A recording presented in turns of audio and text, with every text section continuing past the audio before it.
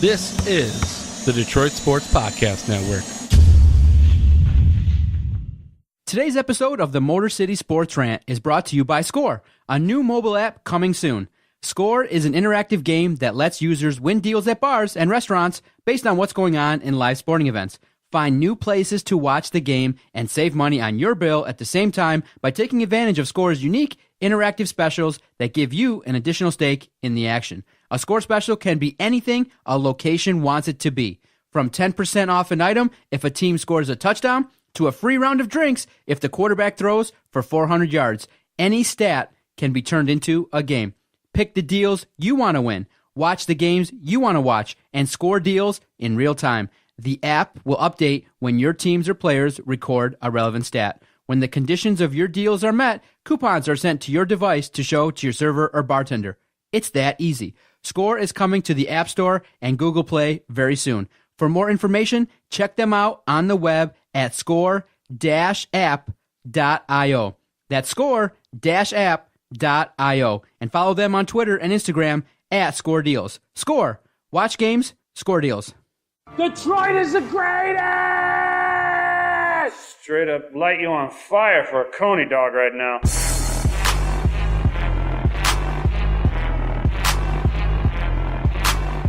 Darren McCarty comes back to name it in front of him. McCarty draws. McCarty in. McCarty scores! A magnificent goal!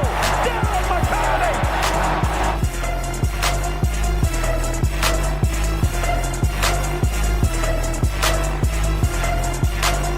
Stafford takes, throws, end zone, Calvin, touchdown, Detroit Lions! What's up, everybody? It's the Motor City Sports Rant on the Detroit Sports Podcast Network again. I am Jason Jarvie, your host. Along with me, John, the Doc Macaroon, wearing the Flash shirt. He wasn't very fast about getting here to the studio, but what's up, John? Listen, after a little hiatus, not seeing you in the studio, I did miss conversating with you, especially with all the happenings around town, but it was really nice to see that you got the opportunity. You were blessed enough to check out the brand spanking new Little Caesars Arena and stay with us in the second half of the podcast. I'm definitely going to pick your brain and get the insights into what the hell you experienced, what your review was when you went down there. You got the media tour, Mr. Bigwig. You got to go down there. You were personally invited, and you got a chance. I was personally invited. And you got a chance to go down there. It's cool. Yeah. all was good. Did you have a good couple weeks off? It kind of flew by. I want to say that I did start to feel towards the end of it, I'm like, I haven't really talked with John in a while. You know, I've been so busy with work and the kid and everything. It's been fitting in the last couple weeks of summer. We had fantasy football. It was a fast couple weeks, and it flew by. When I see your Facebook and I see the pictures of your kid, I'm like, dang, it was just like yesterday you were rushing out of here to have the baby, and the baby's almost 8 months old. Yep, yeah, he just turned 7 months last week. Yeah, he's starting to sit up on his own. He's starting to do the whole, push up on his hands and almost kind of rock back and forth on his knees. So I think probably within a month or two, he's going to be mobile, and I'm going to be pulling out my hair even more. Fall's here, Jason, so you know what that means, right? Football. College football, NFL football. Sunday was an amazing day. Got to sit down, relax, watch a little bit of NFL football, and it was so joyous. I was like, wow, I definitely missed it, especially with what's been going on with the Detroit Tigers, to kind of get in and check in with the Lions to see how they were going to perform. And for me, I mean, in terms of the research that I did, in terms of last year, how the Lions played, I kind of had the game pegged almost to a T as to what would happen. I knew by 12:30, I tweeted out on our Twitter page, if you follow us, at Detroit Podcast, I said that first half was going to be atrocious, it was going to be boring, and then the Lions would pick up in the second half, and they would do some things to get the victory. And so that's what I felt, and that's what happened. But to see the way the Lions started to kick this off was really surprising, in that it was really worse than I thought. It was hard to watch. It was tough. It was hard to watch, and I know it was. For me, it was the first time that I get to watch football with my son.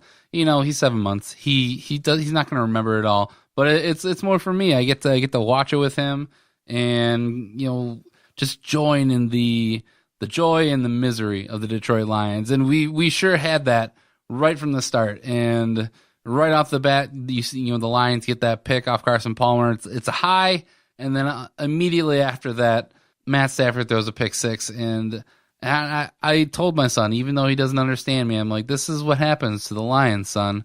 They're gonna pick you up, and then they're gonna kick you when you're down. So, but this entire game, I was just really excited to see what this team was going to be, because I think throughout preseason we got a couple different stories of the offensive line might be Swiss cheese, the defensive line might not be able to get pressure. We have a rookie middle linebacker who Tom Brady made look like a Pop Warner football player. What's this team actually going to be? And we finally got our first glimpse of what they might actually be able to do this season. Wasn't it nice that the defense picked up the offense early in the game? That's the biggest surprise this game. I think you can go between the defense and, of course, the sexy sax man Kenny Galladay, but I really think you got to put this on the defense, because everyone was saying that this team was not going to be able to get pressure with their front seven.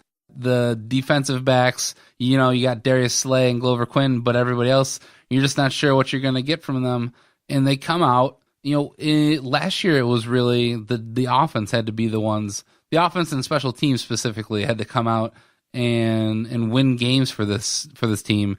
And it was completely the opposite. The defense held this team together on Sunday, and they're the only reason that we won this game. Before we get into the nitty-gritty, obviously we're going to talk about Matthew Stafford, the offense, the secondary, which earned an A grade from some beat reporters. Most beat reporters can't recall a time where they've ever given an A grade for the secondary. They did a good job. Obviously, stopping David Johnson was huge. But how did you watch the game? Where were you? It sounds like you watched it with your son. Were you in the comfy confines of your house? Because early on, you said that you might have been running around before the game. We were. There was a possibility. Unacceptable. I'll talk to you about that. And I will tell you what I did. I was out as I was answering tweets for some fantasy tweets, because I'm on the Fantasy Nerd Show.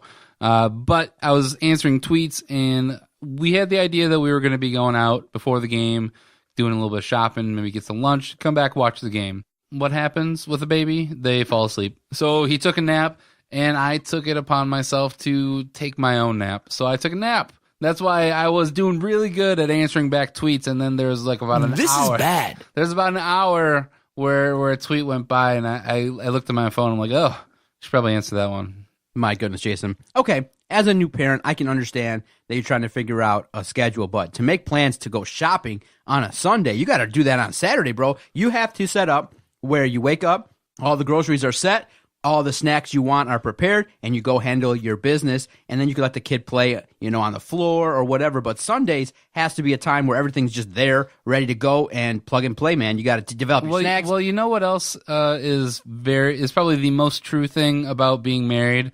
It's happy wife, happy life. That's what she wanted to do, was go on Sunday? So last week was a complete mess. I was gone, either working or doing fantasy football.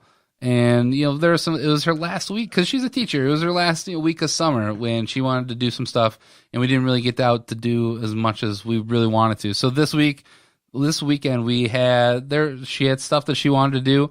We did a bunch of stuff on Saturday, and there was still stuff that we wanted to get done on Sunday. So we split it up, and we had a really good weekend. And I still got to watch the entire game. I wasn't even on the tape delay either. Watched it live, huh? Yep.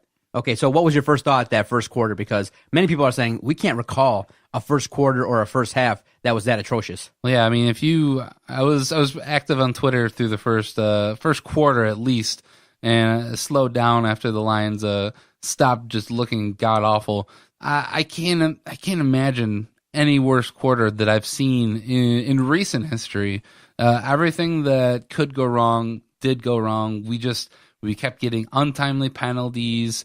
The special teams was horrific. I at one point I called for Dwayne Washington to be cut from the Lions. I put it out there. I wanted him fired. And I'm glad that, they didn't listen to me and they kept him around the rest of the game, because he seems like the only running back who's actually serviceable at this point. But that first quarter, I mean, Stafford, I can't completely blame it on him, but it was just, they just kept shooting themselves in the foot, and it was the classic SOL quarter. On the play where the ball bounces before the end zone, then it goes in, do you think he got nervous and didn't know the rules and thought that he had to run the ball out? Because he picked up the ball damn near 8 yards into the end zone and rushed it out. And people were looking and were like, what are you doing? Everyone was like, oh, this guy's getting cut. What are you doing? Did you not know the rules? Did you panic and freak out? This is a veteran. He should know what he's doing, especially if you're a kick returner. Veteran. I mean, it's his second year. And he hasn't been a kick returner for that long. I will say he was probably confused. And I think it would be one thing if he was in the end zone and he dropped it, but it was one of those kickoffs where it was a line drive and it kind of dribbled into the end zone. So maybe he was a little confused. Why? I have no idea, Vinny, and I don't even know where you came from. But anyway, he didn't know if maybe if he just fell on it, or if he had accidentally touched it, if it would be a safety or anything like that. And maybe he even didn't really realize where he was. It was a Dan Orlovsky moment where he just didn't realize where he was. Maybe he thought he was closer to the edge of the end zone.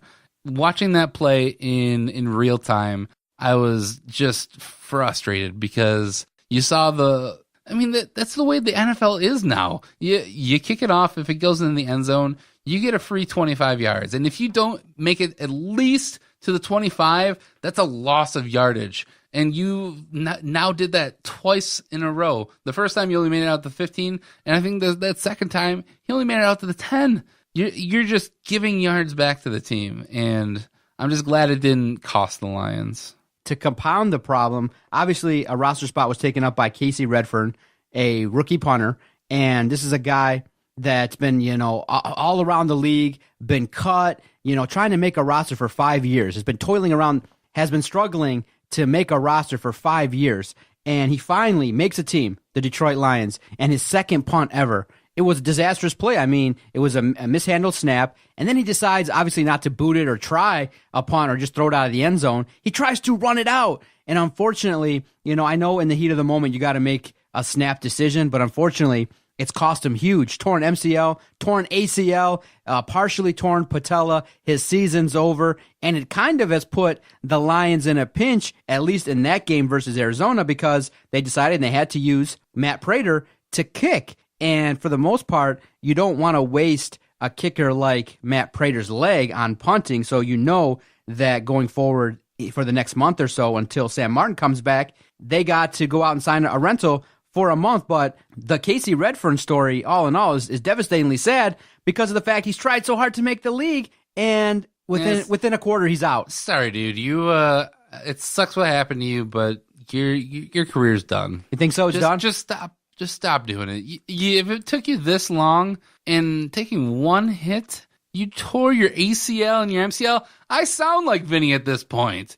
It's crazy. We're talking about a punter, man. What an unbelievable start, too, because it just looked like a comedy of errors. And I called it before the game, but, in all seriousness, a guy like me who can just, watch a team for a year and just kind of extrapolate what you're going to see, I'm concerned that a team led by Jim Caldwell starts this slow, game in and game out. And not only do they look bad, they look like they don't belong. I mean, penalties, bad turnovers, giving up points when Stafford threw the interception. It just looked like the team was not prepared to start a regular season game at home against a Cardinal team where, if they looked at it in terms of the matchups, they should have felt confident that they were going to win the game, because with a little bit of pressure on Carson Palmer like they got, I felt like they could neutralize that offense, but at the same time, they had to worry about, David Johnson. But the good thing is with the Lions, some breaks went their way for a change. And It was nice to see that some of the luck factor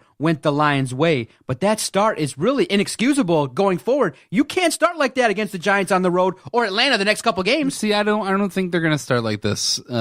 We've seen it time and time again. Yeah, but last year also, I thought time and time again, we saw that first drive is actually the most cohesive that they've ever been. How many times last year did we see them come out, have a game plan, and pretty much march down the field. It may not have resulted in a touchdown, but they usually got points on that first drive. I think we're going to see more of that than what we saw on Sunday the rest of this season. And not saying that we're going to have, another bad quarter, a bad first quarter. We're probably not going to see as bad a first quarter, because if they are a professional football team, they're going to look at that and they're going to go, we can't have this happen again. We can have bad quarters. We can't have a quarter like that. They did escape. They were able to pick themselves up the rest of that game. But I know going forward, they're not gonna want to have to put themselves in that situation. Yeah, it was really a situation where, okay, you needed some breaks from the Cardinals in order to keep the game close, because they had some drives where they could have punched us in the mouth, and they settled for field goals, and they missed a chip shot. So they they gave us a little bit of an opportunity to get back in the game, where another team, maybe like the Atlanta Falcons, can come in here and do some damage. So the Arizona Cardinals did us some favors. See, you also, I feel like you're discounting the Arizona Cardinals a little bit. I know that Carson Palmer is a little bit, he is not even a little bit, he is way past his prime. The guy probably shouldn't be a starting quarterback at this point. The Cardinals should have went out and gotten somebody to at least put behind him that they can start, with that changing of the guard. But I do think you almost kind of got to put this on the Cardinals play calling a little bit, because if I would have been the Bruce Arians or that offensive coordinator, my go-to play would have been give the ball to David Johnson every time. And we've seen it. We saw it with the Packers in the past couple of years, where why doesn't Aaron Rodgers just try and torch our secondary? Because he could. And I don't know if they just feel sorry for the Detroit Lions, but they, for whatever reason, they kind of forget the weaknesses of the Lions defense. David Johnson probably could have, if they would have stuck to the run game a little bit more, I think he would have been more successful. But then he goes out, gets hurt, he has the fumble, and then they take him out the rest of the game. And I think without David Johnson in that lineup, you're pretty much handicapping that offense, because everything does run through David Johnson. Now, Jason, I'm glad you brought up that point, because it also speaks to the issues that we saw with the Lions. One of the biggest issues, Amir Abdullah and that running game was atrocious. They tried everything. And a point was made in the second half by the announcers, and they discussed things with Jim Bob Cooter, obviously, earlier in the week, and talking about preparations for the game. And one of the things that Jim Bob Cooter relayed to them was, look, I have to improve upon sticking with the run, even in a passing offense, a little bit more, even in the face of some struggles. Okay, so did you think that the Lions, in terms of what you saw with the run, stuck with it enough? Because for me, the way I'm conceptualizing it is, that running game against a decent defense looked atrocious. They couldn't get any holes. I think that Amir Abdullah averaged less than 3 yards a carry.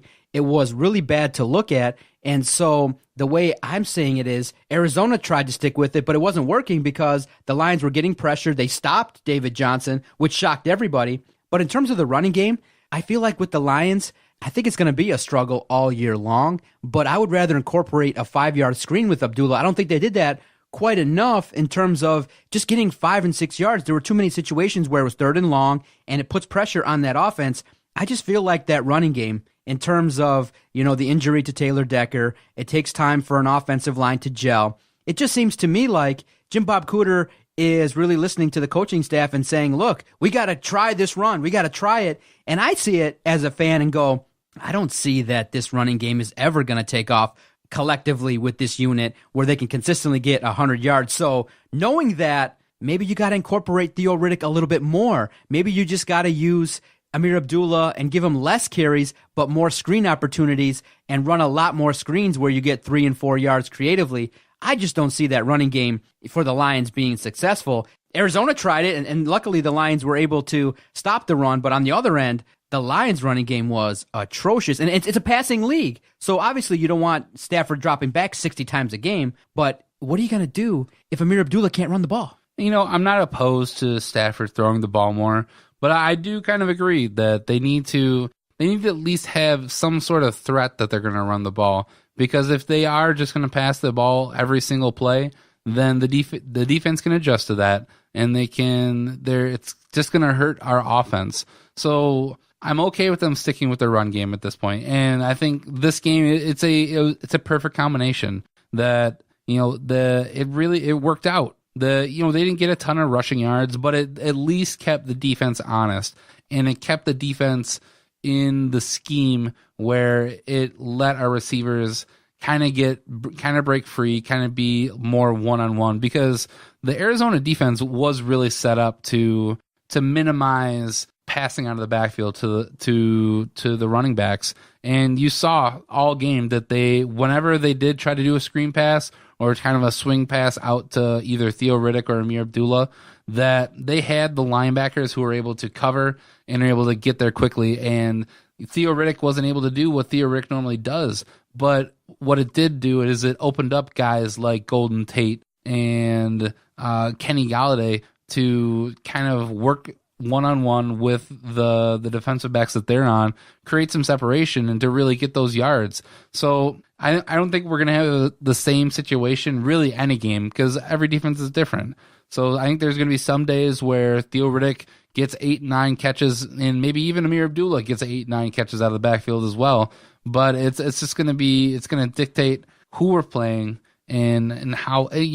And that's really how that's how a team should be. They should be adapting every single week. They should be adapting to who they're playing. Do you see Amir Abdullah getting better? Do you see them?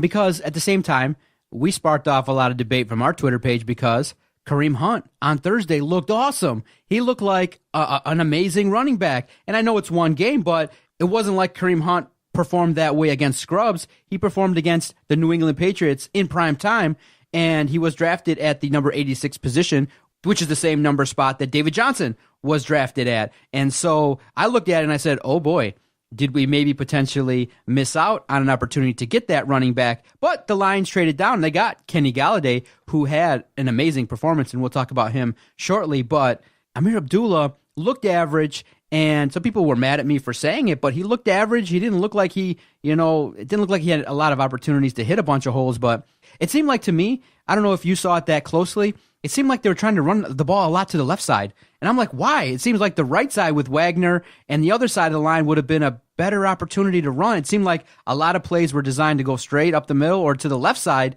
and it didn't seem like it went anywhere. I hope that Amir Abdullah gets a little bit better. That's what I'm just not sure how much better he's going to be. I don't think he can ever really be that type of running back who goes year after year after year getting 1,200 yards and 8 to 10 touchdowns, because he's just not that kind of back, and he's not in that kind of offense that really gives the running back that many runs a game. A guy like Kareem Hunt, I think he is the real deal. He's going to be very good going forward, but he's in the perfect offense. The only reason that he really is in the position where he is because their starting running back Spencer Ware, who, he was a highly touted running back going into this year. He was gonna, be a really good number one, but Kareem Hunt definitely has the skill, and he's gonna be awesome for Kansas City. That being said, I'm not sure if the Lions draft Kareem Hunt, if we have the same kind of offense or that type of line that is able to provide the holes for Kareem Hunt. And people questioned me, and they were blasting me saying, oh, it's just one game, you're overreacting. But that's what we fans do. That's what we look at and we say, oh, what if another player was here? What would they look like? Or what if a player on our team went somewhere else? Would they have more success? So it's one of those things where you do it, and when you see Kareem Hunt, that was the first thing I thought of, which was, oh, where was he drafted? Third round pick? Oh, could the Lions have taken him? And who did the Lions take instead of Kareem Hunt? So everybody does it. So it's not like a situation where, I'm way out of left field thinking about it, but this is a guy that could be something special. Yeah, and another running back that we passed up on because Bob Quinn gambled and felt like, I'm good, I can stand pat with Amir Abdullah, Theo Riddick, Dwayne Washington. And I say, I feel like you could have upgraded that position, maybe had you not dropped $27 million on your centerpiece. But that's here nor there. Shut up about that. And you know that I would have loved to draft a running back. And Kareem Hunt is one of those guys that I saw in that draft that I would have loved the Lions to take. Just before even seeing what he did on week 1, I would have loved to see him. But I think Bob Quinn, he probably drafted for what this team is right now. And what this team is right now is a passing team. And Kenny Galladay fits that mold.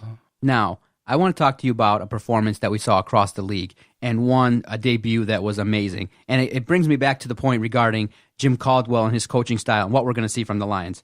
obviously, Jason, the rest of the way, as long as Coach Caldwell is the coach of the Lions, we're going to see close games. It's a philosophy. They're going to keep it close. They're not going to bust out and roll up on a lot of teams. But then I look across the league, okay? Young head coach Sean McVay going over there to St. Louis. Now, he goes in and he's got his quarterback, Jared Goff, and he's got a defense a little bit inherited by last year's team and Jeff Fisher, and they make some changes, highlighted by, making some improvements on the line and making some, getting rid of some players that were not performing. All of a sudden, they welcome in a battered Colts team, right? What does St. Louis do? They absolutely destroy the Colts. Made them look like they didn't belong on the field. And Sean McVay looks like an amazing offensive genius. He looks like a strong motivator. The Rams look like a completely different team.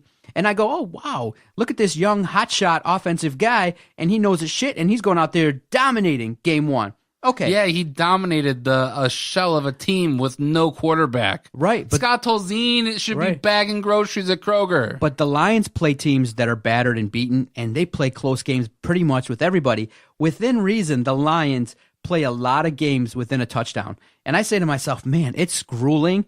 It's tough to watch because you got to remember now, Jim Caldwell's been here for a lot of seasons, and we're watching a lot of close games.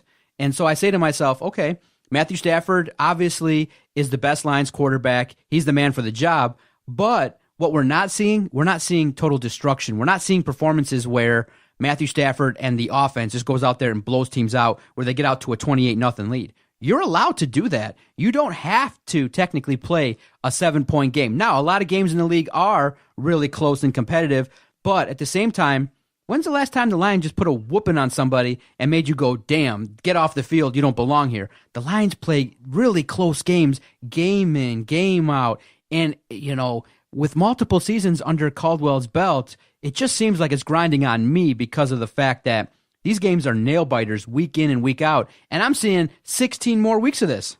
There is reason to hope about that because I said the same thing. One of my big issues last year is that when the Lions had a lead late in games in the third and fourth quarter, that they wouldn't just continue to run their offense, that they wouldn't continue passing the ball and trying to continue to score points. What they did is that they did go with the run game, and they went conservative, they just ended up punting the ball away and let their defense handle it. And I think maybe, just maybe, we saw a change in this week one. Ooh. Because once you saw the Lions get the lead in this game, I said it again. I said it out loud at home. I was like, I just want them to keep going. I want them to put their foot on their throats, and I want them to crush it. I'm not sure if it was second or third down, but you're somewhere around midfield, and you're trying to eat up time. And what play do the Lions dial up? They dial up a bomb to the sexy sax man, Kenny Golladay, being covered by one of the best cornerbacks in the league, Patrick Peterson. And watching that pass, I see the ball dropping. I see where Kenny Golladay is, and I'm like, it's just a little bit too far. There's no way he's going to catch that. And he lays out, catches it, and goes into the end zone. Touchdown Lions. Miles Killebrew, pick six. I think we may... Go Lions! Yeah! There's reason to hope. I knew you were excited. When Kenny Golladay got those passes, it was like, yes. And the Lions did pull away from the Arizona Cardinals with the pick six. They did kind of drop the hammer in, the second half when they started to get things rolling. Lions teams in years past, you would have seen them just run the ball again and then punt the ball back to the Cardinals and let them try to get themselves back into this game. Mm-hmm. It was a nice performance to see the Lions pull away from the Arizona Cardinals. But Kenny Golladay looked good. I know Jim Caldwell's trying to taper expectations, but at the same time, he did perform, got 2 touchdowns. If you listen to the Fantasy Nerds podcast at the 43-minute mark, Jason told you he was a definite stardom. Good for you. I did. I put it out as a start sleeper, and it was just a gut feeling. And it's that Kenny Golladay. And I even said he could score 2 touchdowns, and that's exactly what he did. But all in all, it was an impressive performance. Everybody was thrilled. We're 1-0. I believe next game is Monday Night Football versus the Giants on the road. Nice. Good stuff. I think they have an opportunity. If OBJ is a little bit nicked up, there is a little bit of a blueprint on how to destroy the Giants. They look terrible Sunday Night Football versus the Dallas Cowboys. And I do think that, Eli Manning is going to potentially throw a couple picks to the Detroit Lions secondary. They look solid. I'm hoping that the Lions go out there on Monday Night Football, go out there and destroy the New York Giants. I think there's an opportunity to do some things and maybe put a stamp on the season and get it off right, 2-0. And I want them to do that. That Giants defense is very good. I think that's the only reason why that Sunday night game with the Giants and Cowboys wasn't more, is because that Giants defense is legit. So it's more than likely going to be another one of the games like the Cardinals where it's going to be a back and forth, and we're just going to have to hope that we can pull it off again. Mm-hmm. But Kenny Galladay impressed you? Anybody else impress you? Who gets the game ball from Jarvie? Who gets Jarvie's game ball? It's hard not to give it to Stafford every single game because he seems to be the guy who orchestrates it all. But just because of how he did change the game and the catches that he made, I do kind of have to give it to Kenny Galladay.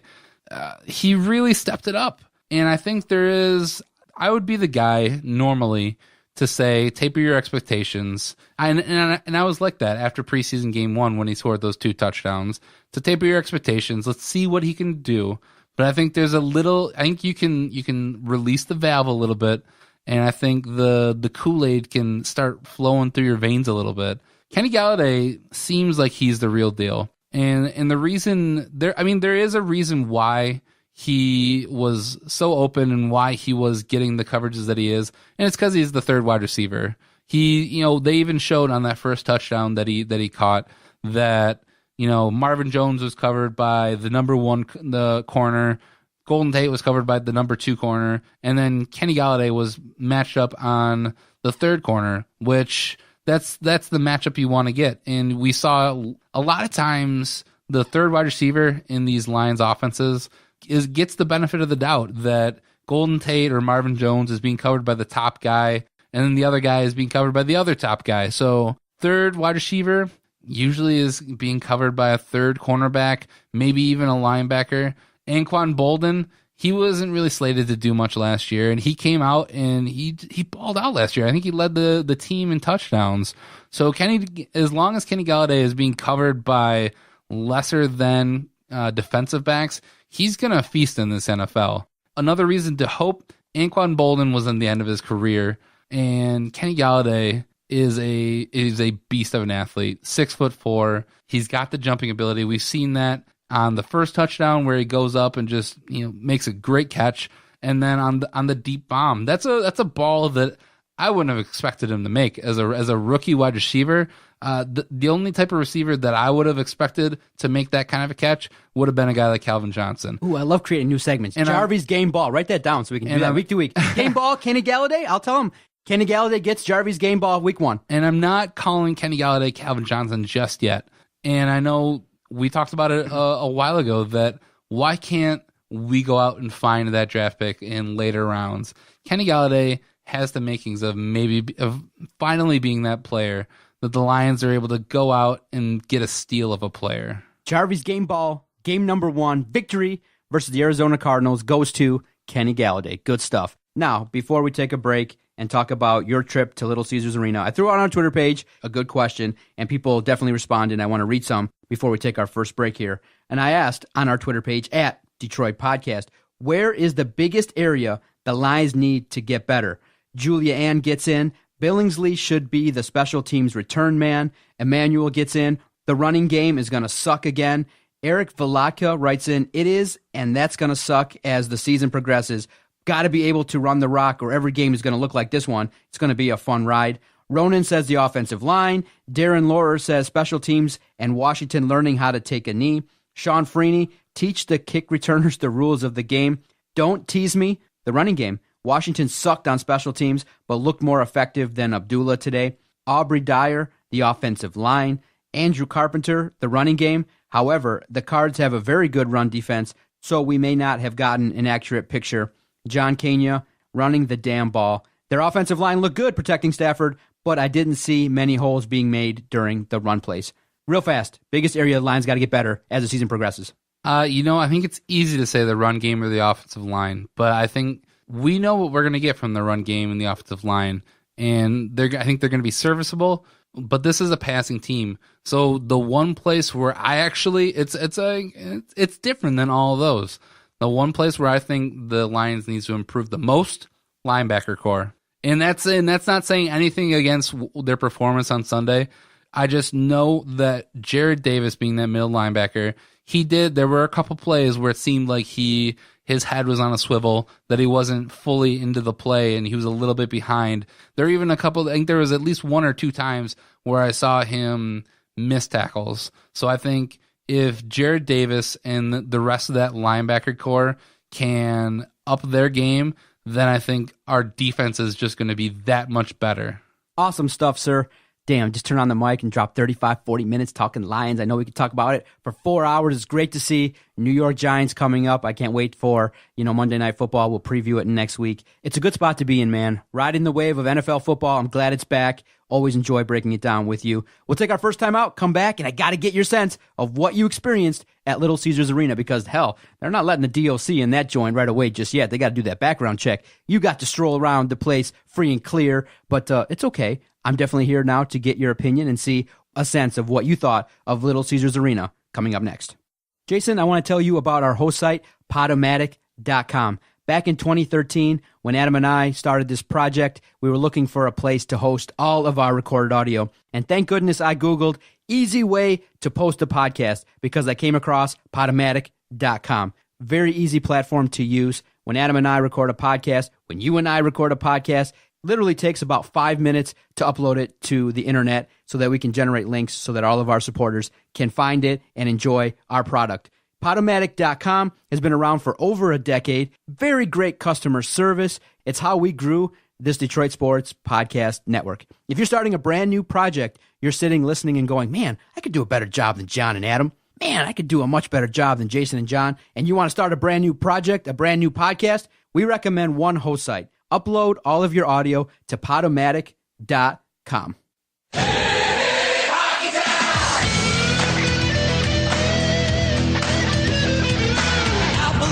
Hockey Town, it's a place where dreams are found. We've won so many battles here, now we're the ones that they will be. The cup resides within our town, we won't stop no letting down. The cup is ours, we're all to drink.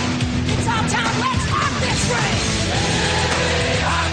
Motor City Sports Rant, DetroitSportsPodcast.com. That gets you fired up. That was Hockey good. season's right around the corner. Good choice by me, man. That was a good one. Good find, huh? That was a good find. Yeah. Very good. Now, Jason had the opportunity, like we said before the break, to go check out Little Caesars Arena because he's a big, bad member of the media, and he got himself a personal invite, got to go hang with his other crew that he works with, but he got to go down, tour Little Caesars Arena, take in the sights, the sounds, the amazing sights that make up what we call Little Caesars Arena. Set the scene, brother. When did you go, and how the hell did they let you in there? So we went last week, Wednesday, and I went with the radio station I work with, 105.1 The Bounce.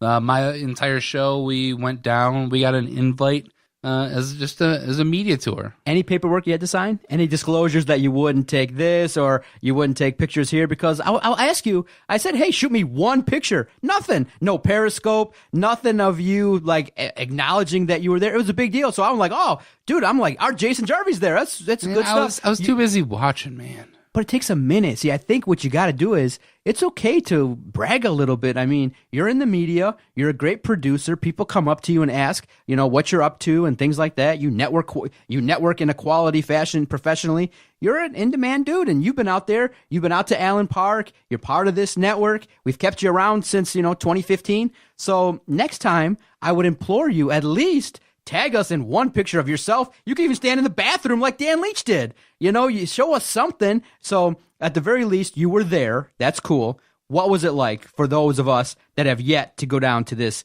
amazing complex? It was awesome. We got there and we hung out in just the concourse initially, and then they took us to the media room where we all just kind of hung out for a while. The press room up top, or the press room? Okay. Yeah. So not the actual where you watch the game, the media room where you would go ask questions before the game. Nice. Just before the game. That's where they have the food and everything. Okay. A lot nicer than the Joe Louis Arena, which is going to be a constant throughout this entire thing. Is completely it's everything that Joe Louis Arena is not. Little Caesar Arena is amazing. I did run into a friend of the podcast, Craig Custance from The Athletic. Talked with him a little bit. He's doing good. That place is they're doing amazing things. putting out great content. So we started our tour kind of through the bowels of the entire arena. And if you know Joe Louis, there was really like maybe 2 levels. You know, there was the concourse and then there was the underbelly of the stadium. And with this, like there's like 7, I think 7, at least 5 different levels. But I think there's like 7 different levels in this entire arena where you could be at any point in time. So, you know, we took a tour. The first stop we did, we stopped at what they call the artist room, which is where if they have a concert, that's where they're going to promote, where they have all the talent to come in. And it's something that a lot of arenas don't have, where, you know, artists can just go and hang out. And, you know, it's just a big fancy room with a bunch of comfortable furniture. From there on, they showed us the loading dock. Not very, you know, it's a loading dock. I'm sure most people have seen it. But then we started to get into the meat of it. So we checked out the Players Club, which is it's a place where you can purchase a ticket to, and you have access to your seats, but then you also have access to a bar and food and everything. And these are right behind the benches.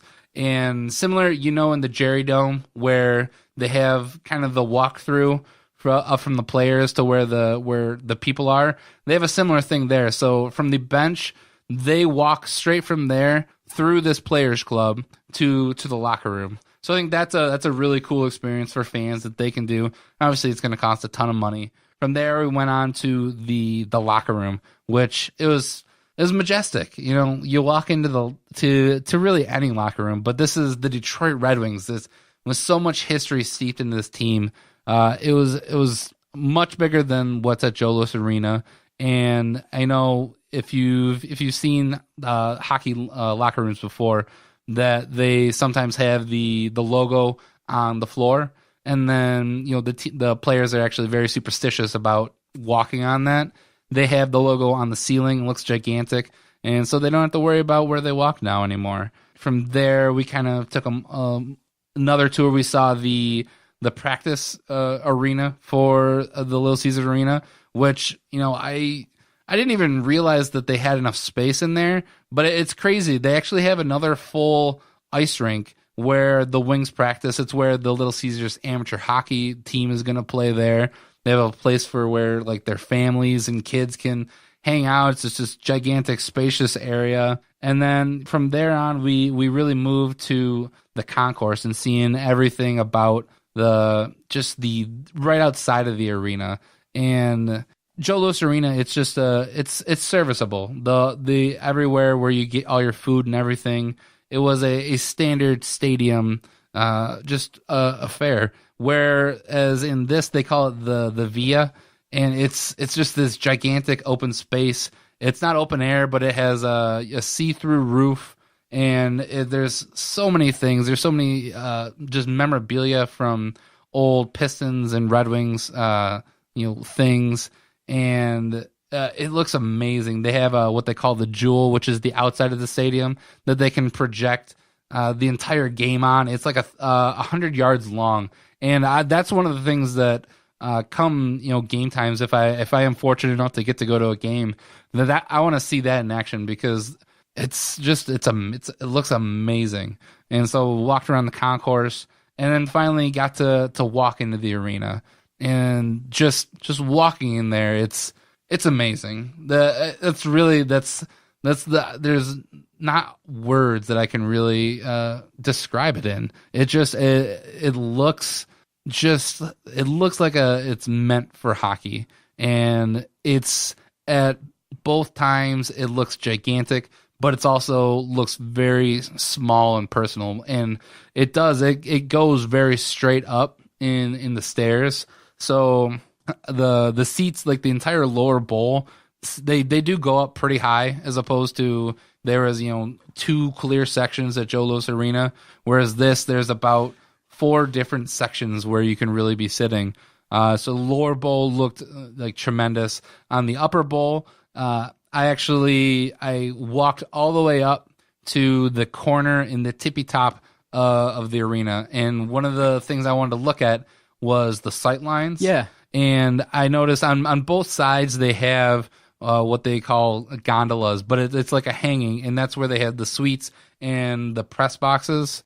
And it right in the corner, I noticed standing up, you do have an obstructed view, but sitting down, you still get to see the entire arena. And to couple with that, all along those gondolas, there's TVs. There's like TVs, so you're going to be able to catch the game if you are in one of those seats. Now, one of the things that people were concerned about was ticket prices, but pretty fair. If you sit in the upper deck, you can get tickets in the $20 to $30 range early on for the Pistons and Wings, so you're not getting priced out. But at the same time, people did note when they messaged us regarding the tickets and the pricing, food, parking, going around the area, it's still going to be quite expensive. But at the same time, it's not going to be really outlandish in terms of what the price is going to be. Now, if you want to sit in the nicer seats, it's going to cost you between $100 and $175 a ticket.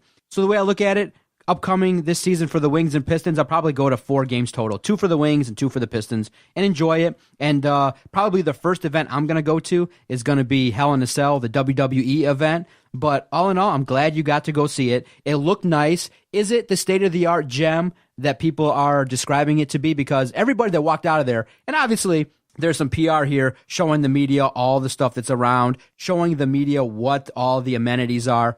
Many people that walked away said this is a gem, one of the nicest buildings and arenas that they've ever seen. They really did a good job in building this structure. It's going to be a nice one for a while. Absolutely. This is, I can't really speak for every stadium because I haven't been to everyone, but this looks, and just nice. With everything it has, it looks tremendous.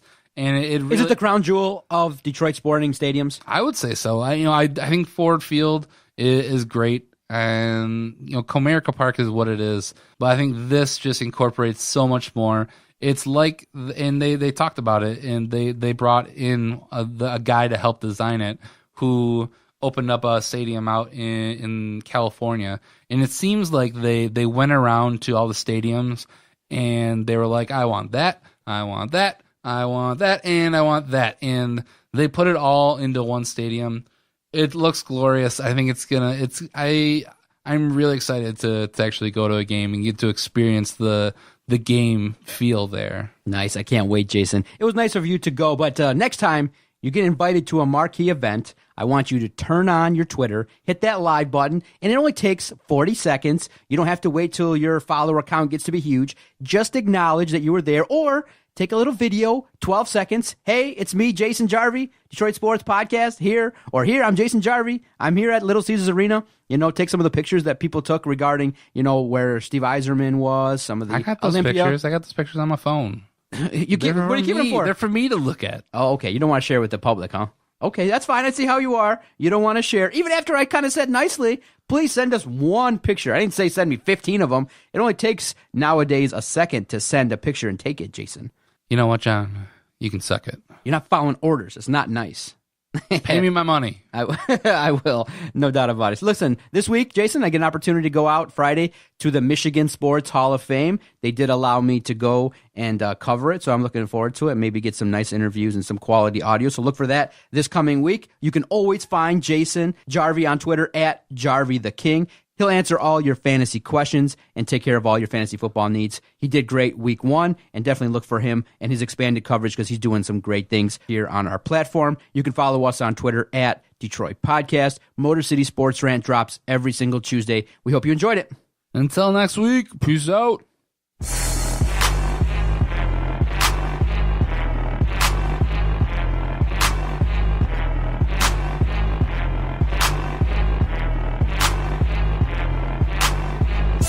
Okay, nice, idiot. F you. Bye-bye.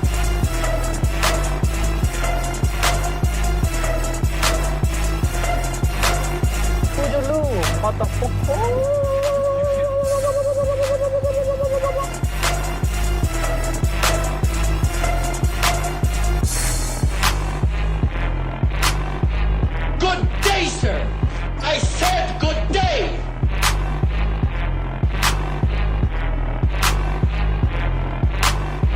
All right. Take care now. Bye-bye then. Loser.